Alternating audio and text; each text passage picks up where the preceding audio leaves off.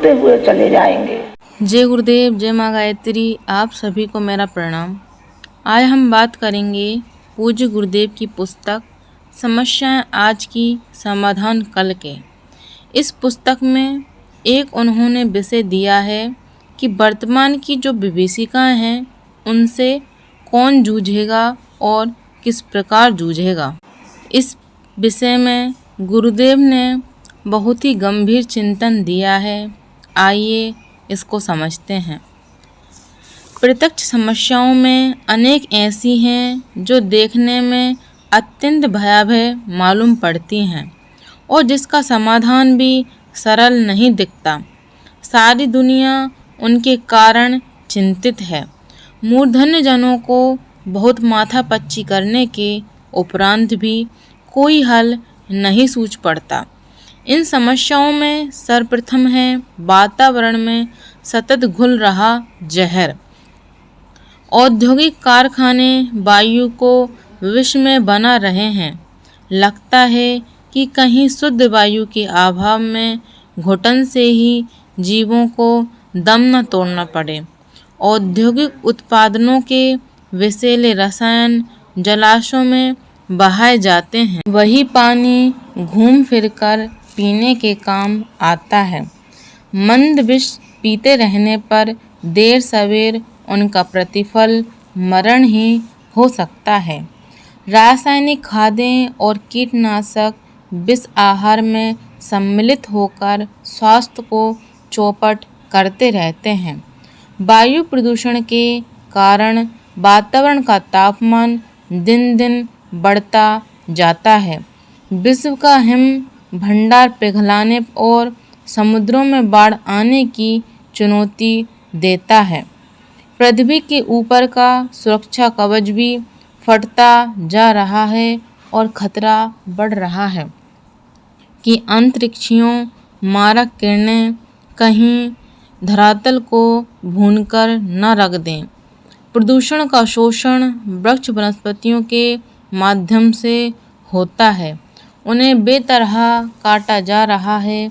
इससे धरती के रेगिस्तान बन जाते हैं। भूमि की उर्वरता समुद्र में बहकर पहुंच जाने, भयंकर बाढ़ आने, वर्षा का अनुपात घट जाने जैसी कितनी ही प्रकृति के कोप से उत्पन्न होने वाली विभीषिकाएं क्रमशः निरंतर बढ़ती जा रही हैं। उद्योगों में कोयला, खनिज तेल आदि का इतना दोहन हो रहा है कि उस चिरसंचित भूगर्भ भूभव का अंत निकट आता जा रहा है। ईंधन के अभाव में कारखाने एवं द्रुतगामी वाहन भविष्य में कैसे चलते रहेंगे, यह एक बड़ा प्रश्न है। फिर इसी प्रयोजन के लिए धातुएं भी तो असाधारण मात्रा में प्रयुक्त होती हैं। उनकी खदानें भी तो सीमित हैं। जिस तेजी से उनका दोहन हो रहा है उसे देखते हुए लगता है कि निकट भविष्य में धातुओं की उपलब्धि भी दुर्लभ हो जाएगी। धरती को तेजी से वनस्पति उत्पादन में छीनकर आवासीय प्रयोजनों के लिए, कारखाने, दफ्तरों के लिए प्रयुक्त किया जा रहा है। उपजाऊ भूमि की कमी पड़ती जाने पर पशु पक्षियों तथा अन्य जीव जंतुओं का निर्वाह कठिन हो जाएगा और धरती का संतुलन भी गड़बड़ा जाएगा। पशुओं, वृक्षों और मनुष्यों के निर्वाह का परस्पर अन्योन्याश्रित संबंध है। इन तीनों में से एक घटेगा, मिटेगा तो शेष दो का भी सफाया हो जाएगा। वृक्षों की पत्तियों से, पशुओं के, मनुष्यों के मलमूत्र से धरती की उर्वरता कायम रहती है और उसी के आधार पर जीवधारियों को आहार उपलब्ध होता है। बादल अपने आप बरसने का जितना उपक्रम अपनाते हैं उससे कहीं अधिक पृथ्वी की परिस्थितियां उन पर बरसने का दबाव डालती हैं। यदि यह दबाव बना रहे तो जिस प्रकार रेगिस्तानों में वर्षा नहीं होती, उसी प्रकार अन्यत्र भी बूंद बूंद पानी के लिए तरसना पड़ेगा। पानी और हवा के बिना तो जीवन थोड़े समय भी स्थिर नहीं रह सकता, फिर आहार की उपज भी नहीं हो सकती और निर्वाह साधनों के अभाव में न मनुष्य जी सकता है और न प्राणियों वनस्पतियों में से ही किसी का जीवन स्थिर रह सकता है। वर्तमान प्रचलन पूरे जोर से ऐसे ही दिशा धारा अपना रहा है, जिसके कारण भविष्य हर प्रकार अंधकार में ही दिख पड़ता है। ऐसा क्यों हो रहा है, क्यों करना पड़ रहा है, इसके संबंध में एक बात बहुत जोर देकर कही जाती है कि मनुष्यों की जनसंख्या वे हिस्सा बढ़ रही है, उनके लिए तदनुरूप ही बड़े चढ़े साधन चाहिए। आहार, जल, मकान, कारखाने, व्यवसाय, विद्यालय और चिकित्सालय आदि अनेकों साधन चाहिए। उस संदर्भ में हाथ से कोड़ा जाए तो उत्पन्न होते जाने वाले मनुष्य समुदाय की व्यवस्थाएं कैसे बने। मनुष्यों की अभिवृद्धि अनायास ही रुकती भी तो नहीं। इन दिनों एक नया व्यवसाय और जन्मा है युद्ध का। 20वीं सदी में 2 विश्व युद्ध, प्रायः 200 क्षेत्रीय युद्ध हो चुके हैं। इनमें कितनी युवा शक्ति मरी, कितने परिवार अनाथ हुए, इसकी बात तो अलग। युद्ध सामग्री बनने में जो जनशक्ति, धन शक्ति और बुद्धि शक्ति लगी, उतने साधनों से इसी धरती को न जाने कितना समुन्नत बनाया जा सकता था। अभी भी जो तैयारियां चल रही हैं, उससे प्रतीत होता है कि सृजन प्रयत्नों की तुलना में ध्वंस की तैयारियां कहीं अधिक बढ़ चढ़ कर हैं। अर्थ संतुलन ऐसा गड़बड़ाया है कि गरीब अधिक गरीब और अमीर अधिक अमीर बनते जा रहे हैं। अर्थलिप्सा में मंडियां हथियाने के लिए धनाध्यक्षों की हविस अनेक प्रकार के उपनिवेशवाद, साम्राज्यवाद, पूंजीवाद रचते हैं और उनके परिणाम स्वरूप दुख बढ़ते चले जा रहे हैं। इस सब का संबंध ये हुआ है कि जनसाधारण का शारीरिक मानसिक स्वास्थ्य बेतरह गड़बड़ाने लगा है। दोनों ही क्षेत्रों में इतने अधिक रोग बढ़ रहे हैं कि उनके निवारण के लिए बनने वाले चिकित्सक, आविष्कार और अस्पताल सभी बोने पड़ते जा रहे हैं। लगता है अगले दिनों पूर्ण स्वस्थ तक रहना अत्यंत कठिन हो जाएगा। शिक्षा का उद्देश्य नौकरी भर रह जाने से बेकारी, बेरोजगारी की बाढ़ रोक सकना कठिन हो जाएगा। महंगी ठाट बाट के लिए व्याकुल बनाने वाली पढ़ाई अपना संतुलन बिठाने के लिए वेतन ही तरह रिश्वत भी को भी समानांतर साधन बना रही है।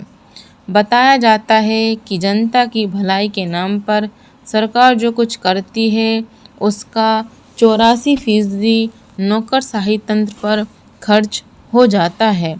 शेष 14% उपयुक्त व्यक्तियों तक ही पहुंचता है या नहीं, इसमें संदेह है।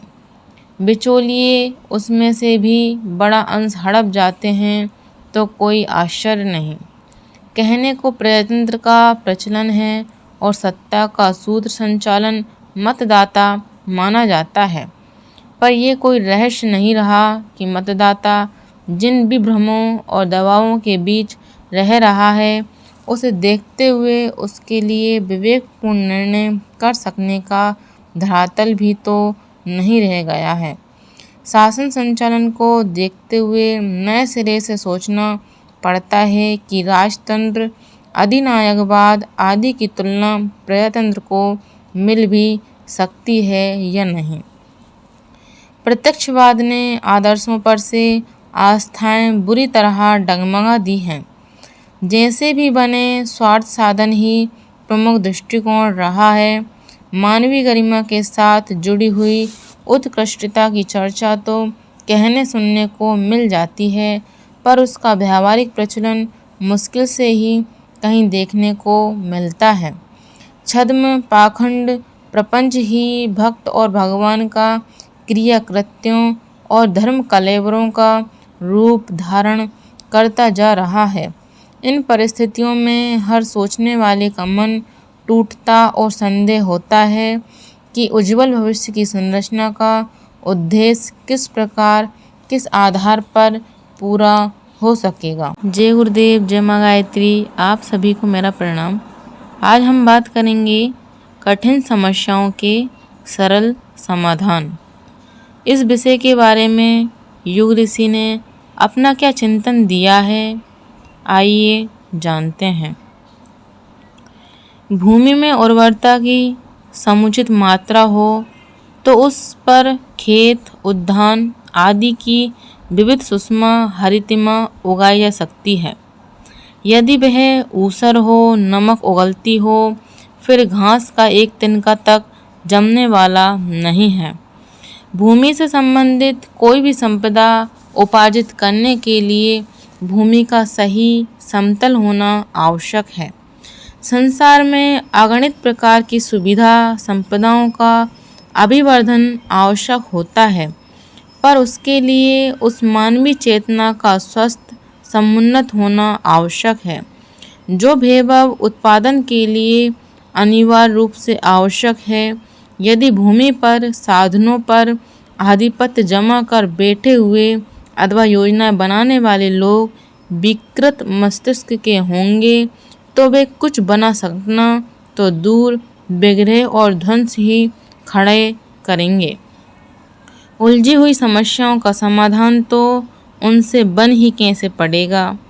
इन दिनों पतन, पराभव का संकट विग्रह का वातावरण बनकर खड़े हुए हैं। अराजकता स्तर के असमंजसों की चर्चा विगत पृष्ठों पर की गई है।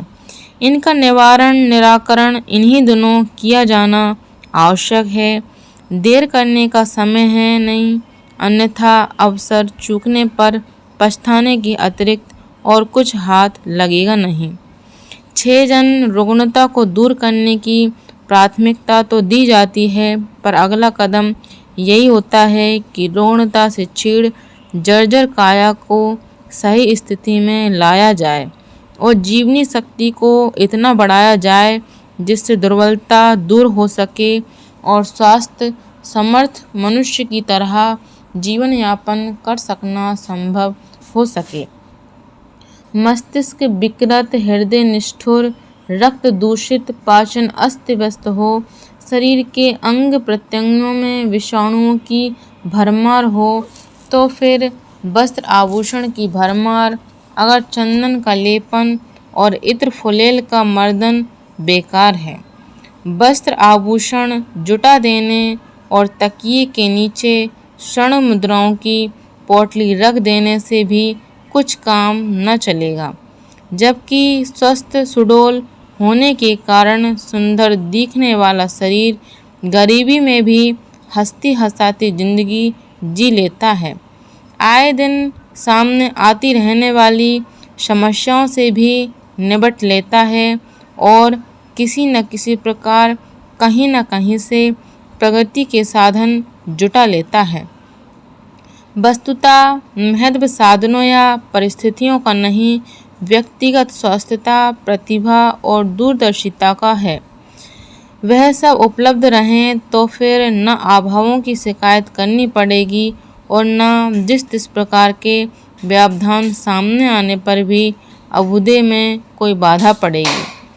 औसत नागरिक स्तर का जीवन स्वीकार कर लेने पर सुविस्तृत खेतों देहातों में रहा जा सकता है और वायुमंडल वातावरण को प्रफुल्लता प्रदान करते रहने, संतुष्ट रखने में सहायक हुआ जा सकता है।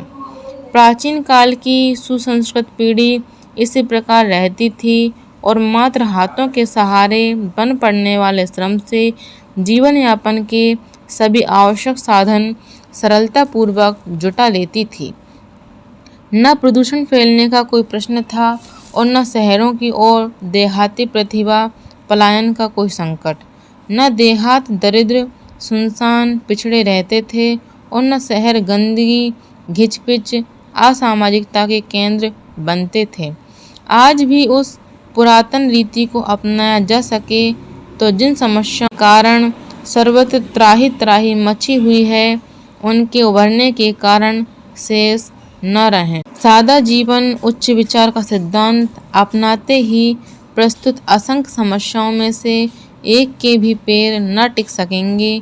अपराधों की भरमार भी क्यों न हो, जब हर व्यक्ति ईमानदारी समझदारी और बहादुरी की नीति अपनाकर श्रमशीलता सभ्यता और सुसंस्कारिता को व्यावहारिक जीवन में स्थान देने लगेगा तो देखते देखते समस्याओं के रूप में छाया अंधकार मिटता चला जाएगा। गुजारे लायक इतने साधन इस संसार में मौजूद हैं कि हर शरीर को रोटी, हर तन को कपड़ा, हर सिर को छाया और हर हाथ को काम मिल सके। तब गरीबी अमीरी की विषमता भी क्यों रहेगी। जाति लिंग के नाम पर पनपने वाली विषमता का अनीतिमूलक और दुखदायी प्रचलन भी क्यों रहेगा। मनुष्य स्नेह और सहयोग पूर्वक रहने के लिए पैदा हुआ है, लड़ने मरने और त्रास देने के लिए नहीं। यदि आपाधापी न मचे तो फिर एकता और समता में बाधा उत्पन्न करने वाली असंख्य कठिनाइयों में से एक का भी कहीं अस्तित्व दृष्टिगोचर न हो। युद्ध प्रयोजनों में जो संपदा, शक्ति और प्रतिभा का नियोजन हो रहा है, उन सबको यदि बचाया जा सके और उन समूचे साधनों को नव सृजन के प्रयोजनों में लगाया जा सके तो समझना चाहिए कि इस 21वीं सदी के उज्जवल भविष्य के संबंध में जो कल्पनाएं की गई हैं वे सभी 10 वर्ष के भीतर नए सिरे से नए ढांचे से ढलकर साकार हो जाएंगी।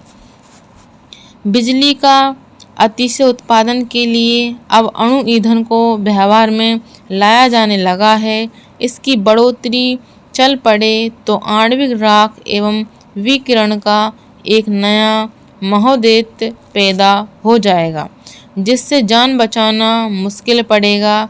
इसका विकल्प एक ही हो सकता है कि स्थानीय साधनों से छोटे बिजली घर जनरेटर स्तर के बनाए जाएं और उनके उत्पादन से 1-2 हॉर्स पावर से चलने वाले छोटे कुटीर उद्योग लगाकर उनके संयुक्त सम्मिश्रण से आधुनिक आवश्यकताओं की पूर्ति की जाए।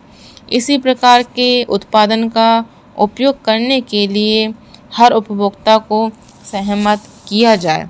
शासन तंत्र प्रायः ऐसी खर्चीली और कर्तव्य विमुख नौकरशाही के आधार पर चल रहे हैं जिसके कर्मचारी मालिकों के भी मालिक बनकर रह रहे हैं। ऐसी दशा में जन कल्याण की वास्तविक व्यवस्था बन पड़ने की आशा तो एक प्रकार से अत्यंत ही क्षीण स्तर की रह जाती है।